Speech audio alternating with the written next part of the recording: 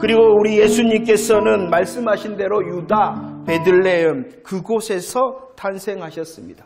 그 탄생의 모습을 성경에서는 강보에 쌓여 말구유에 누이셨다라고 탄생의 모습을 우리에게 말씀하셨습니다. 그리고 오늘 은혜 나누는 이렇게 그때의 그곳에서 탄생하신 예수님께서 8일이 되자 태어나신 지 8일이 되자 행하셨던 일이 있죠. 그것이 무엇입니까? 누가복음 2장 21절 말씀 함께 읽어보도록 하겠습니다. 시작.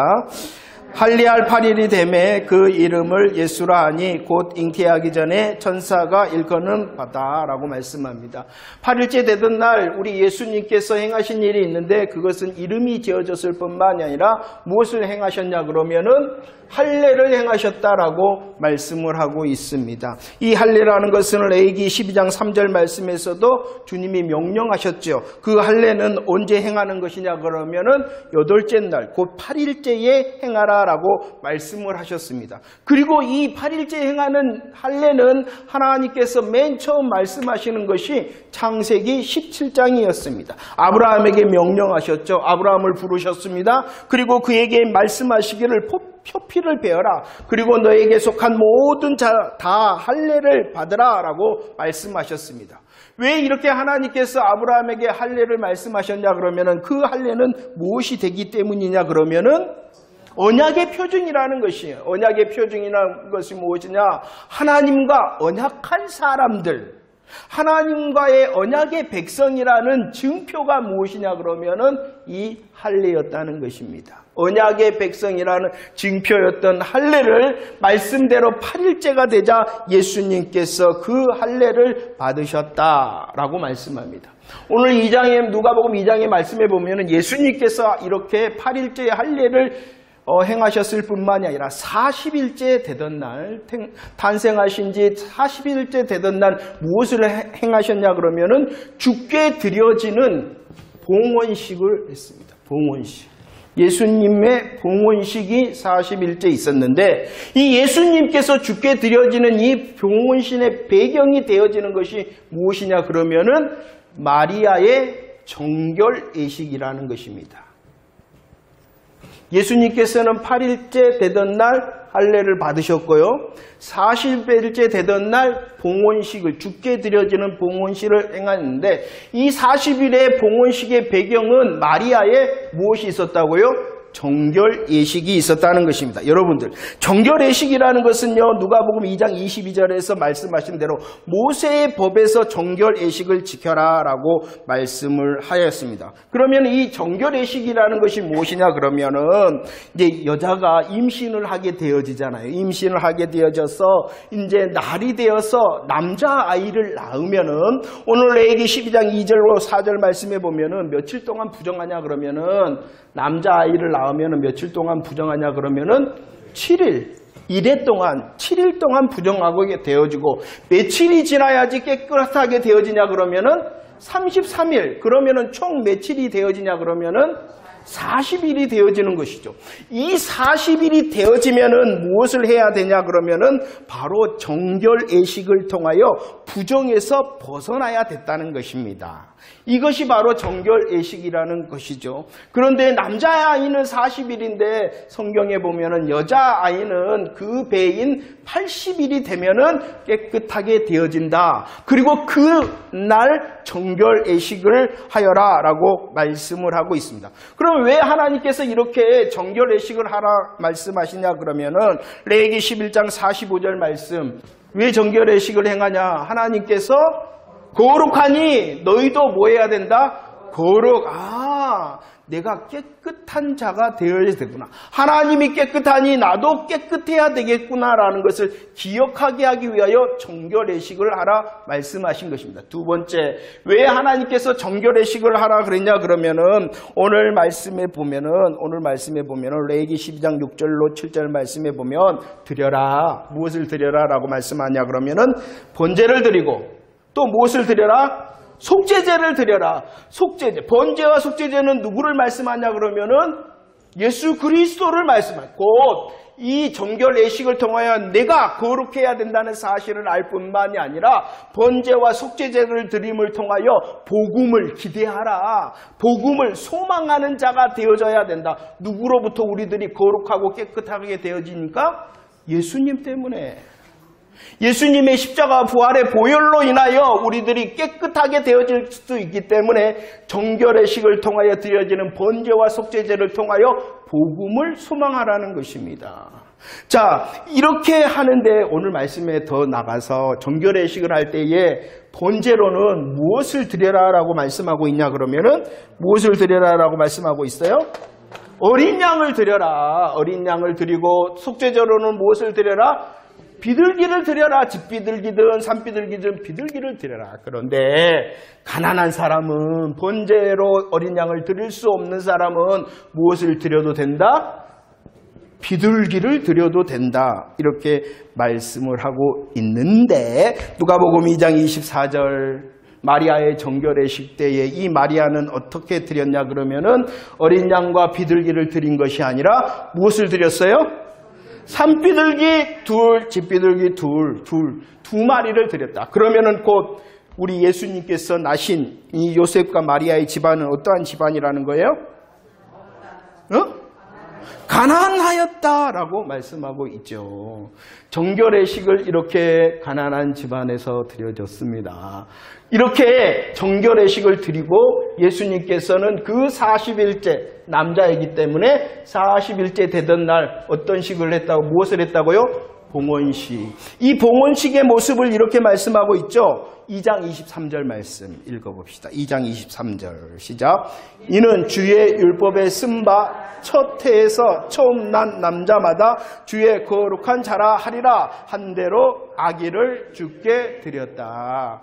이 마리아가 정결의식을 할 때에 40일째 되던 날 예수님께서는 주께 드려지는 봉헌식을 하였다는 것입니다. 저와 여러분들은 이 봉헌식의 시작을 우리들이 은혜를 나눴어요. 출애굽기 13장에서 말씀하셨죠. 하나님께서 6월절 밤에 애굽 사람에게 애굽에 속한 모든 첫 번째의 것들은 다 죽이셨잖아요. 그러나 이스라엘 6월절 어린 양 피 아래에 있는 이스라엘에게 속한 모든 장자는 어떻게 하셨냐 그러면은 살리셨어요. 그리고 말씀을 하셨어요. 출애굽기 13장 12절 다 살리시고 난 다음에 뭐라고 말씀하셨냐? 그들은 여호와의 것이다 라고 말했어요. 여호와의 것이다 라고 말씀하시고 뭐라고 또 말씀하셨냐 그러면은 주께 드려라, 속죄하라, 대속하라 라고 말씀하셨습니다. 다 살리시고 우리 하나님께서 내 것이다 라고 말씀하시고 뭘 하라고 말씀하셨냐 그러면은 주께 드리고 또 뭘 하라고요? 대속하라 라고 말씀을 하셨죠.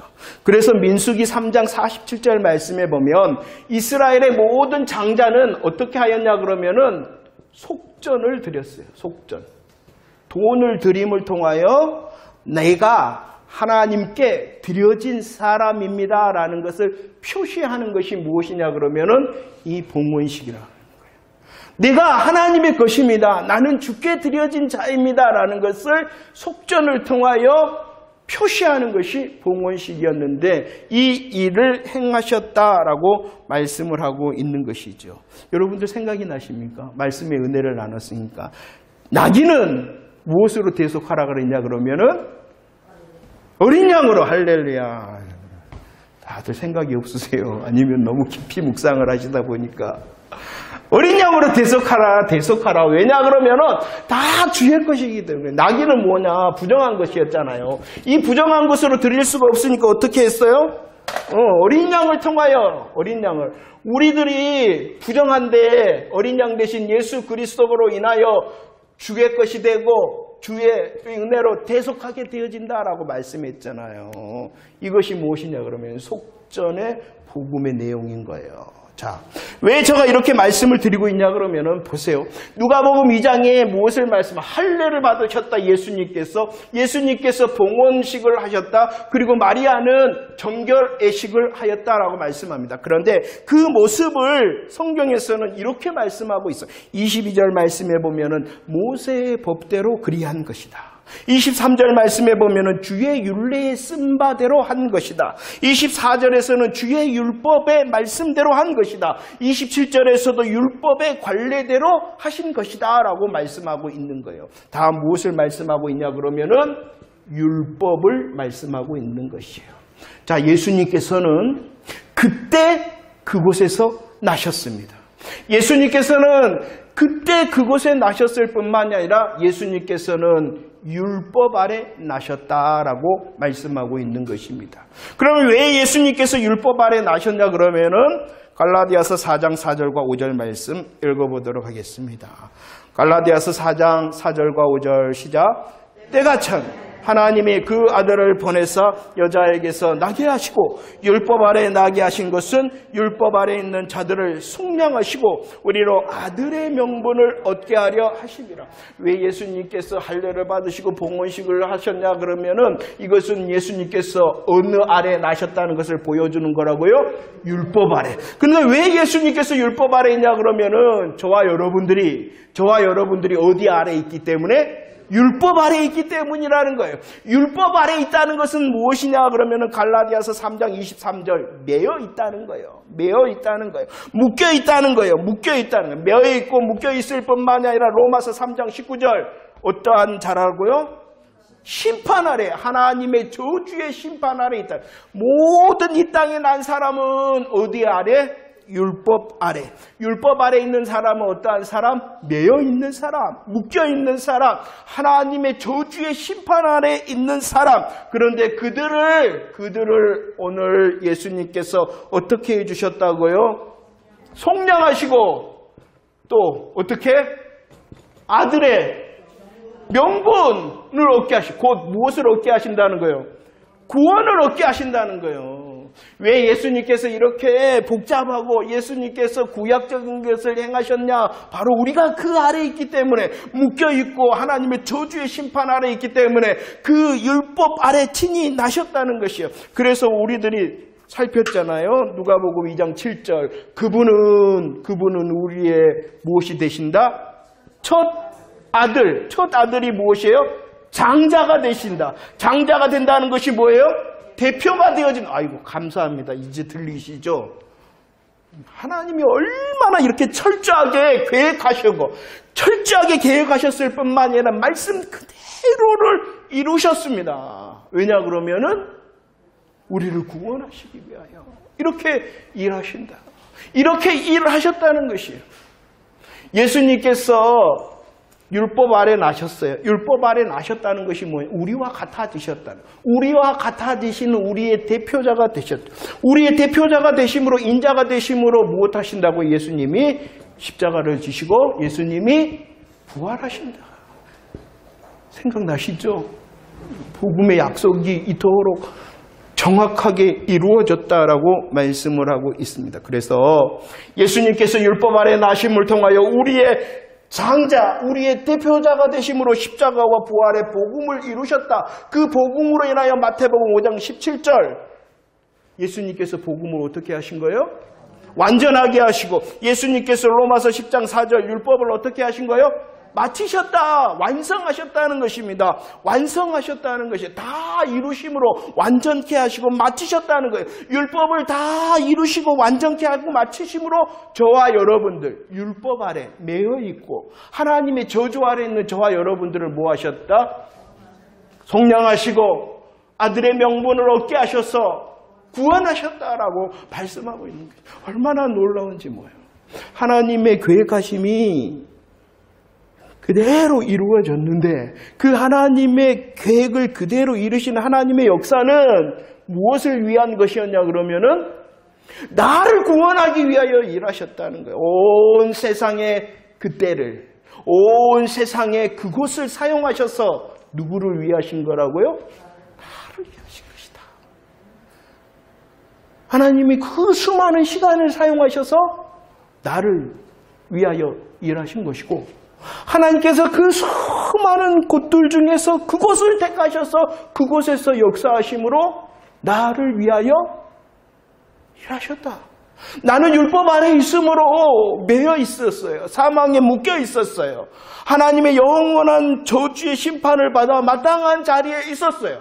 그런데 그분이 첫 아들 장자 대표가 되심으로 완성하시고 마치시고 온전케 하심으로 날 구원하셨다. 온 세상의 시간이 날 위한 것이었고, 온 세상의 장소 중에 그것이 날 위한 장소였다. 얼마나 놀라운 복음의 사실입니까? 예수님께서 율법 아래 나심으로 이 율법을 완성하시고 마치심으로 나를 구원하셨다는 것이요. 이 놀라운 구원의 역사를 오늘 2장 말씀에 보면은 기다린 사람들이 있었다라고 말씀을 합니다. 어떠한 사람들이 있었다고요? 기다린 사람. 기다린 사람들이 누구였다라고 소개하고 있냐 그러면은 그들은 시므온과 안나가 기다렸다. 시므온과 안나, 기다렸던 사람, 하나님의 구원의 역사를 기다렸던 이 시므온과 안나는요, 예수 그리스도를 만나고 그들은 고백을 합니다. 무엇을 고백하냐 그러면은 위로하심과 속량하심, 위로하심과 속량하심, 곧 구원의 고백을 합니다. 여러분들, 기다린 사람이 알아보는 거예요. 그리고 그들을 통하여 하나님의 일하심의 열심을 보여주고 있습니다. 이 시므온과 안나를 통하여 위로와 속량과 구원이 고백되어지는데, 그 구원의 역사는 어떠한 고백이냐 그러면은 누가복음 2장 31절 시작. 이는 만민 앞에 예비하신 것이다. 예비하신 구원의 역사, 예비하셨다. 우리를 구원하신 것은요, 어쩌다 보니까요, 할 수 없어서 되어진 것이 아니라 창세로부터 철저하게 우리를 지명하시고 우리를 아시고 우리를 사랑하심으로 예비하신 구원의 일하심이라는 것입니다. 이 구원의 일하심은 누구를 향한 것이었냐 그러면은 만민. 그래서 말씀을 하죠. 누가복음 2장 10절 어디에게? 온 백성, 온 땅에 미칠 기쁨의 좋은 소식이다. 그러나 2장 14절 그 만민은 그냥 모든 만민이 아니라 어떠한 만민? 하나님이 기뻐하신 사람, 하나님이 곧 성도를 향한 구원의 역사는요, 예비된 거예요. 하나님이 철저히 준비하여 이루고 성취하신 거예요. 예수 그리스도를 통하여 하나님께 속한 자들을 위한 하나님의 큰 일하심이 바로 구원이라는 것입니다. 그 구원의 역사를요, 32절에서는 어떻게 말씀하고 있어요? 읽어봅시다. 시작. 이방을 비추는 빛이요 주의 백성 이스라엘에게는 빛과 영광이다 라고 말씀합니다. 은혜를 나눴어요. 우리들은 원래 어디에 앉아 있었습니까? 어둠과 죽음의 그늘에 앉아 있었습니다. 그런데 저와 여러분들을 위하여 구원을 베푸심을 통하여 빛으로 인도하셨다. 우리는 어둠과 죽음의 그늘에 앉아 있었는데 빛으로 인도하시는 것이다 라고 말씀합니다. 이사야 46장 13절 말씀을 보세요. 이스라엘을 향하여 하나님께서는 뭐라고 말씀하셨냐? 너희는 나의 영광이다 이렇게 말씀하십니다. 하나님께서 그 영광을 회복하신 거예요. 회복하게 하신 거예요. 그 하나님의 것을 누리게 하신 거예요. 구원이라는 것은요, 우리를 앉아 있었던 사망과 그늘을, 어두움의 그늘에서 이렇게 빛으로 초대하실 뿐만이 아니라 초대하신 그들을 영광스럽게 하시는 거예요. 얼마나 놀랍고 은혜스러운지 모릅니다. 우리는 그냥 천국 간대, 더 깊은 말씀의 묵상으로 내가 이전에는 사망과 어둠의 그늘에 앉아 있었는데 주님이 나를 빛으로 인도하셨을 뿐만이 아니라 내가 영광이 되고 하나님의 영광이 되도록 하셨다. 이게 바로 구원의 역사라는 것입니다. 누가복음 2장 34절 그 복음의 역사는 어떻게 되어지는가 읽어볼까요? 시작. 보라, 이는 이스라엘 중 많은 사람을 패하거나 흥하게 하며 비방을 받는 표적이 되기 위하여 세움을 받았다. 35절 말씀도 읽어볼까요? 시작. 또 칼이 내 마음을 찌르리니 이는 여러 사람의 마음의 생각을 드러내려 함이다. 복음의 역사는 예비되어서 하나님께 속한 만민을 향한 것이고 그 복음의 은혜로 빛으로 영광으로 되게 하실 뿐만이 아니라 오늘 말씀해 보면은 드러낸다. 그리고 구별한다 라고 말합니다. 무엇을 말하냐? 복음이 선포되어지면 패하거나 흥한 자가 드러나고 구별되어질 것이다. 이 말씀을 말하면 복음이 선포되면 믿는 사람과 믿지 않는 사람이 구별되고 드러날 것이다 라고 말씀을 하고 있는 것입니다. 복음은요, 모든 사람을 위한 하나님의 역사이나 그 복음은 모든 사람의 것이 아니라 아멘하는 자의 것이 되게 하신다 라고 말씀하시는데 정말로 예수님의 십자가 부활에 아멘하는 자 맞죠? 그 아멘하는 자를 해결해 주신 예비된 빛과 영광의 은혜를 소망하며 기도하는 이 시간 되어지기를 축원합니다. 그런데 이것은요 그냥 되어진 것이 아니라는 것이에요. 그냥 되어지는 것이 아니라 비방과 칼을 통하여 되어진다. 비방과 칼을 통하여 되어진다는 것이 무엇입니까? 그러죠. 예수 그리스도의 십자가 고난을 통하여 복음은 성취된다. 그대로 이루셨잖아요. 더 나아가서 십자가의 은혜일 뿐만이 아니라 부활의 능력을 통하여 복음의 역사가 이루어질 것이다 라고 말씀하고 있습니다. 할렐루야. 복음은요 예비된 것입니다. 주께 속한 만민의 것입니다. 빛과 영광의 것이고 드러내고 구별하게 할 것입니다. 그리고 십자가와 부활로 성취되는 것이 복음입니다. 이 복음을 기다렸던 사람이 누구라고요? 시므온과 안나. 시므온과 안나에 대해서 기다렸다라고 말씀할 뿐만 아니라 오늘 말씀해 보면 그들이 누구인가를 말씀하고 있습니다. 이렇게 복음의 역사를 기다린 그들이 누구냐 그러면은요.